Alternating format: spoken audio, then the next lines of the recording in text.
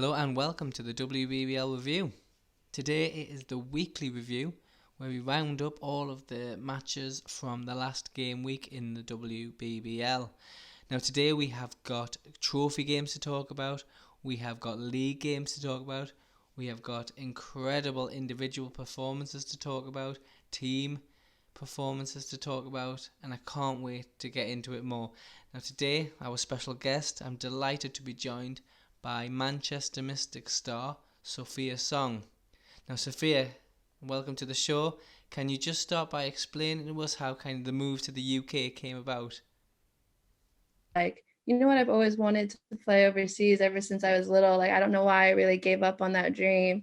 And because there's just so much time to think during quarantine, um, I made the decision to want to play. And it was just really random, actually. My teammate, as you probably know, Rianne, she had reached out to my coach, and that's kind of how it all started and how I was connected to the Mystics. So headhunted.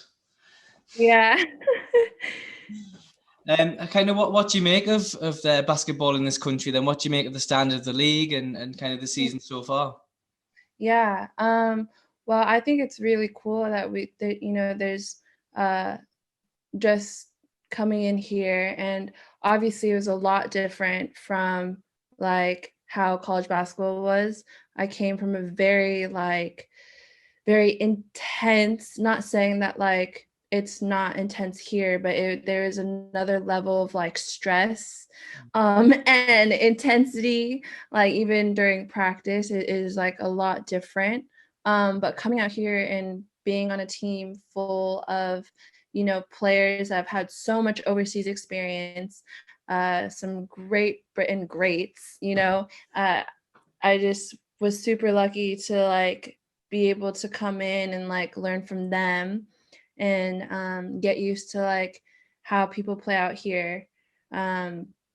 Which I would say it's definitely I would say it's less I think I came from a program where it was a lot more controlled sets and just a lot of plays, set plays, and coming on to the scene where there's a lot more freedom, offensive freedom.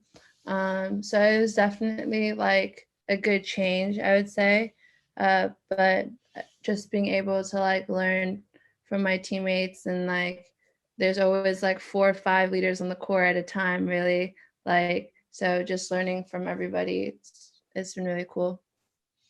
So what I thought we'd do is kind of go through the matchups of the week, and we'll get on to kind of your thoughts on Manchester season as we go through that, because we've got some Manchester games to look at this week. But we'll start off with some of the trophy games that were in the midweek.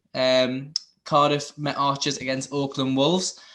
So Auckland won 61-52. They've had a strange season, Auckland's. They picked up some. I think that was their first win of the season, I think. Have Manchester played Auckland's yet? No, No, we actually haven't. Yeah, what's crazy is we haven't actually played a whole lot of teams in the league yet. And we just played I want to say our fourth is it the championship for the championship, and then our first trophy game. So we literally just came back. So I feel in this sense I might be a little inexperienced in terms of speaking of all the teams, because we haven't quite yet played everybody. But I definitely have just been keeping up with the scores and seeing outcomes of the other games and catching a couple games. But yeah, we have not yet played them. Yeah, as you say, kind of 4 games for Manchester so far in the league, and you've had that 2-week break recently, and you've Yeah, got a late start to the season. It's a very strange season all around. really, yeah, it really is. I'll just run through some of the stats from that game. For Cardiff, top scorer was Mara Marchiotti. I hope I'm saying that correctly. 17 points, 10 rebounds. Shannon Hatch again, double-double, 13 points and 10 rebounds as well. For Auckland's Louise Rouse, who's had a great season this season, 15 points and 7 rebounds. talking about the trophy, it's obviously a standalone event. Is that a good opportunity? Have you played many like cup competitions in college basketball? Is it like one Um, so matches? it's I would definitely say this reminds me of like the end of our like conference play when we have to play to get into the NCAA tournament. It kind of reminded me of that. I thought it was really interesting how like the first unfortunately I thought maybe we might have been at a little disadvantage because we hadn't been playing together for a while. But the first 3 games that I've ever played with the team were the cup games. Mm-hmm. So it was kind of like I was not expecting that.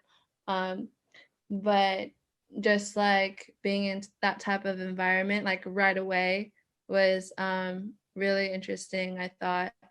And in terms of the trophy, like we're just taking it one game at a time, and obviously what we would want to make it to the very end, but we are playing a lot of tough teams.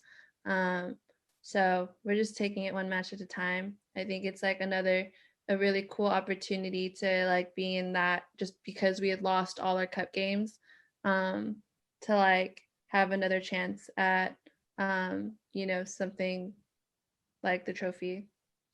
Yeah, and I know the Cardiff Auckland's game was very close. I think it was kind of all the way through, but then Cardiff in that fourth quarter just couldn't. I think they only scored. I think they took 4 minutes to score the first basket, and then again I think it was another 3 or 4 to score the next one. So I think Auckland's just pulled away towards the end. But let's move on to Manchester's game in the cup, in the trophy, midweek against Caledonia. Mhm. Um, what was that like? Well, I thought it was, I mean, I think it's just cool to play away, like not at home, just because, it's my first time in England. So just going there was already really exciting. And we just knew that we had to come out to play. Like they're a team that runs a lot. And they get their pace. We were like, we have to try to like run at our own pace and like um I think we did a great job of like really just in a way we kind of almost beat them at their own game. I'd say like we were just like getting up and down the floor really well. And I felt like as a team we hadn't gotten up and down like that in Mhm. the previous games.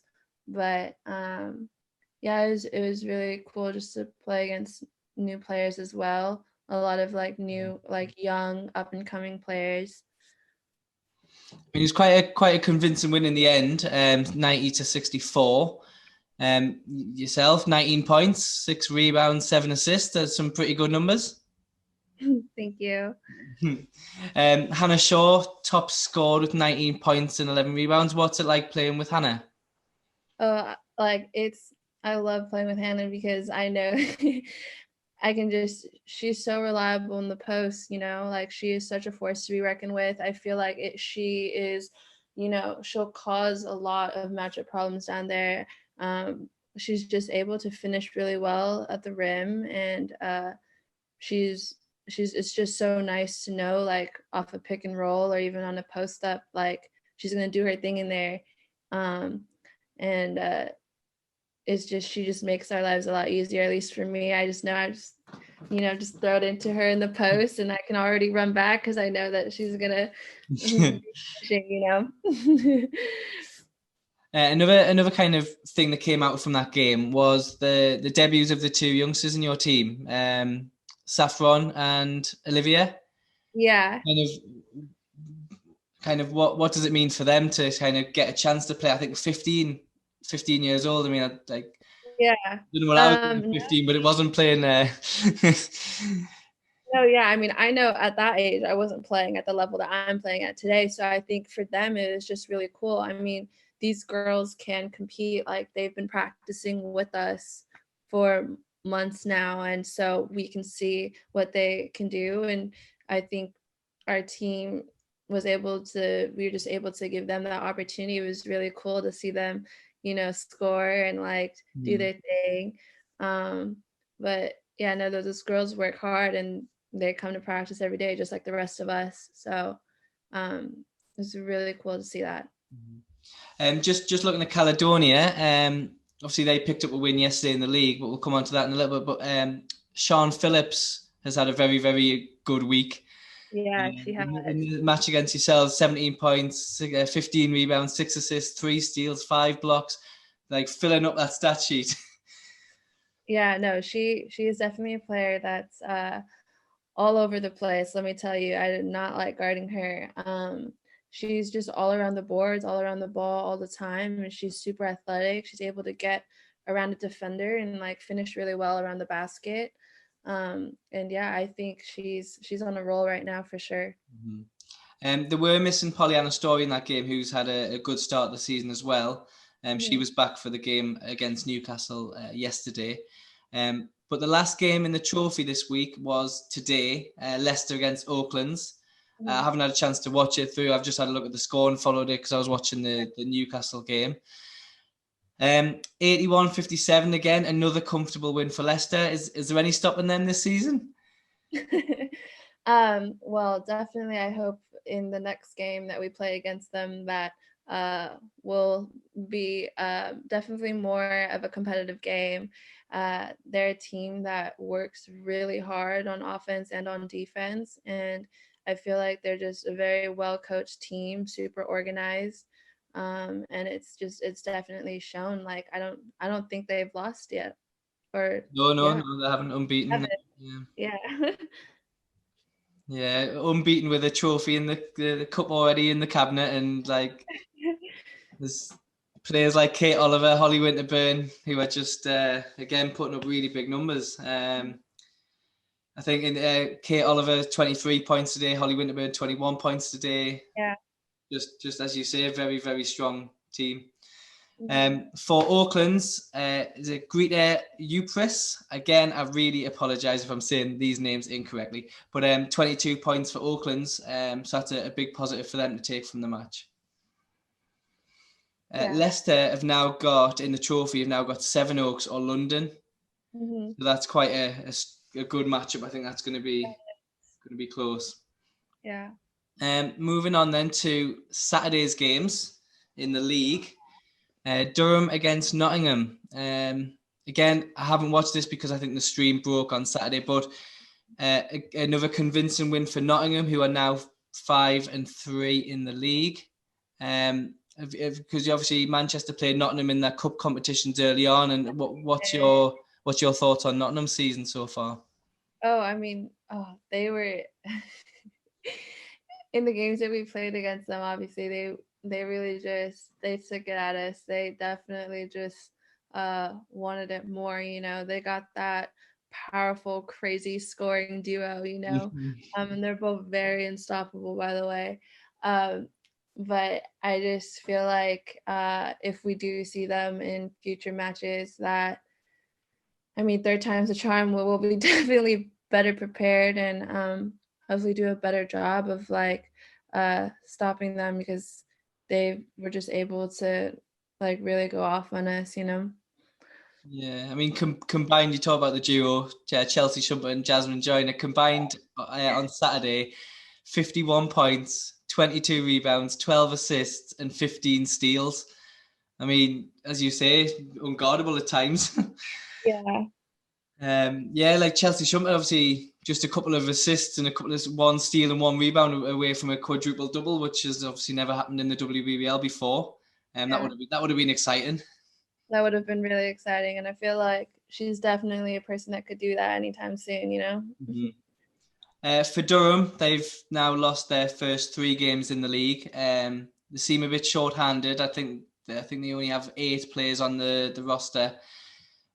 So Cara Elderkin, 10 points, 8 rebounds, 5 assists, and 7 steals. So very big numbers for Cara. Have you seen much of Durham yet this season? Because obviously they've only played 3 games in. Yeah, no, I like honestly I haven't really gone to catch one of their games yet. I'm looking forward to playing them, but I personally like I haven't really seen them like seen an actual game of theirs yet. I think there's still a very unknown quantity, as I said before, just a little kind of short on the roster. A lot of talent in there, but just a bit short, I think, at the moment. I don't know if they have any plans to add anyone to that. But So they're now Mm-hmm. 0-3. Nottingham are 5-3 in the league. Let's move on to your game on Saturday. Essex Rebels against Manchester Mystics. Well, I mean, we can't talk about this game without mentioning Georgia Jones first. What was it like being there for that performance? Yeah, no, she's unbelievable, and she's just being able to play with her has been it's been really cool. She really makes it easier for all of us, honestly.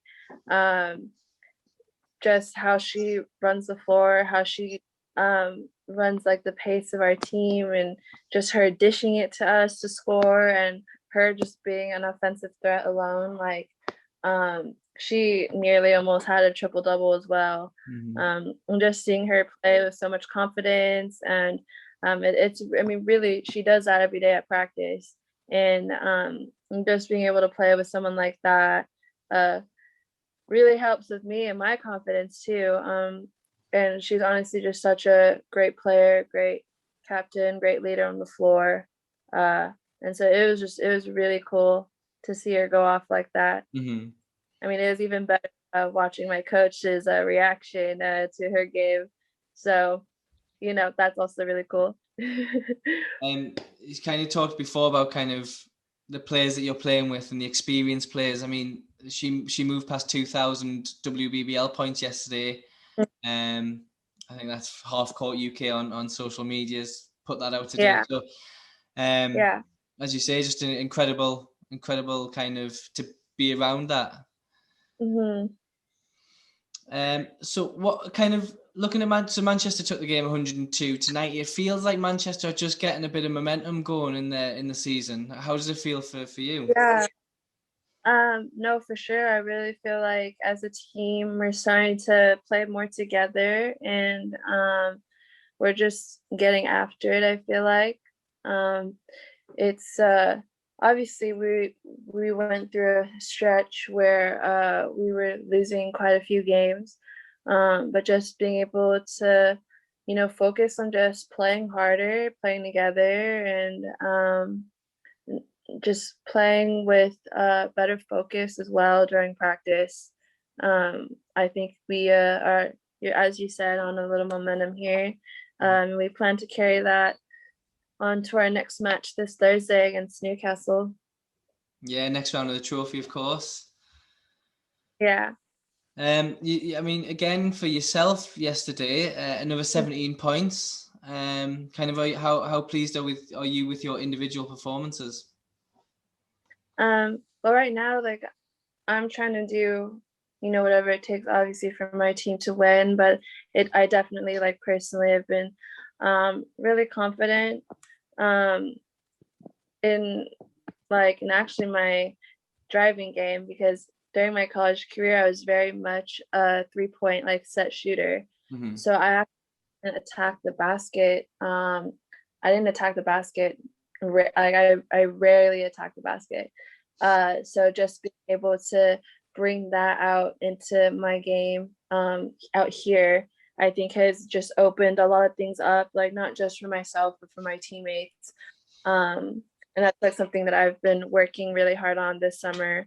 Mm-hmm. And now, like with the past 2 games, most of my points came from attacking the rim. So I think just that shift also, like in my game personally, has just opened a lot of things up.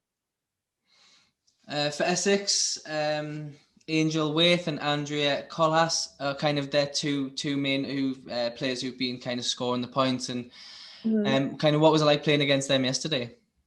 Yeah, so is that how you say her last name? Waith, Wow. yeah, yeah. Wait. I actually had a Um, matchup. I had to match up on her quite a lot in yesterday's game, and I have to say it was pretty tough having to guard someone like her, just because she's so athletic and really gets after the boards. Like I remember I'll be closing out and playing such good defense, and she misses, but then she'll like be so quick to get around me and get her own boards. And she's also just a really good cutter and, goes after those like lazy passes. So she was up and down the court a lot. And so yeah, she had a great game. I think she had 7 steals yesterday as well, so that kind of goes along with what you're saying about how Yeah, active she is. Yeah. yeah. So Essex are now 3-2 in the league, so they've had a few up and down, kind of similar to Manchester being 2-2, kind of two kind of evenly matched teams. But I think, as I said before, Manchester are kind of just getting that bit of momentum going, I think. Mm-hmm. Um, Yeah.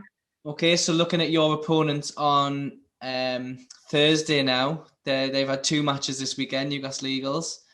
2 defeats for them, but we'll start with the Caledonia game. It was a very, very tight game, this one, 86-81. I think we talked about Sean Phillips before. I think her index rating for this match was something like 46. 26 Oh, points, wow. 23 rebounds, 4 assists, 6 steals, 2 blocks. Just another incredible performance from Sean. Let's see. Donny McDonald, who's the Caledonia coach, said at the end of the game that although Sean Phillips put up those numbers, it was contributions from kind of the whole roster on both defense and offense, being a factor. Obviously, you played Caledonia midweek. Did you do they have that depth of squad? I would definitely say like their starting 5 carries a lot of definitely like the energy and offensive threats for sure. I'd say like in terms of depth, they have like maybe 1 or 2 players, but I feel like their starting 5 is mainly where they get their offensive threats from. Mm-hmm. Yeah, they're a very, very young team, Caledonia, I think, but got the win yesterday. Now for the Eagles, Chris Bunton, the head coach of the Eagles, talked before the match, and he was very kind of honest in his opinion of the season so far, and said the squad have got to accept the kind of position that they're in, and because obviously I think they're now 1-8 in the league, I think. So they've had a very, very tough season so far, but I think because they've lost Marina Fernandez, Sarah Burkett, Mante, and Lisa, who went to Germany.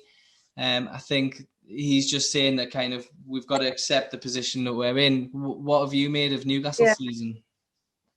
Yeah, I feel like definitely the loss of their, a lot of their main players would definitely take a hit. They do still have Ali, but I feel like I think for them, like just wanting to, stick together as a team and like wanting to just, stay positive and I think hopefully they can, you know, get a win, at least another win. I think Not for against us Newcastle, though.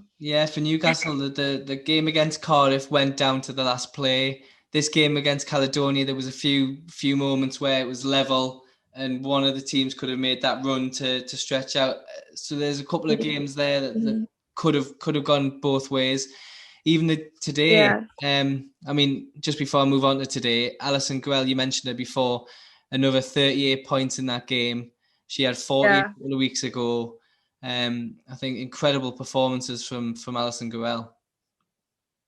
But as I said today, again, very, very close going into the third quarter. It was level. Fourth quarter, it was level. But I think London Shanice Beckford Norton had 3 shots, I think, 2 threes and a 2 that kind of just took them up to an 8-point lead. Kind of, what have you made of London this season? Because before today, they were kind of looking like nothing was going to stop them as well. Yeah. No, I like I know that they have a very good team. But again, like we haven't played them yet, so don't really know personally how in terms of the depth of their team and like what they like to do best. But I think they're another team that if you don't come out to play, they're ready to go. Yeah, and they took the game 72-61, and they've won their first 4 games in the league this season. Yeah. As I said before, Newcastle are 1-8. So looking at obviously Thursday, what kind of do you expect from Newcastle on Thursday? I mean, we can't take plays off with that team, you know.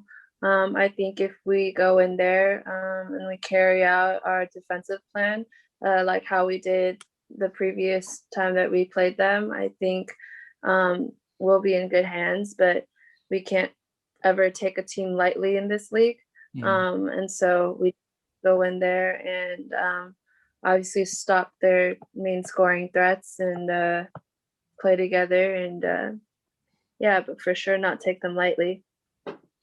I put a poll on Twitter earlier tonight about kind of player of the week, and I was going to ask you who you thought, but I guess you can't look past Georgia Jones, can you?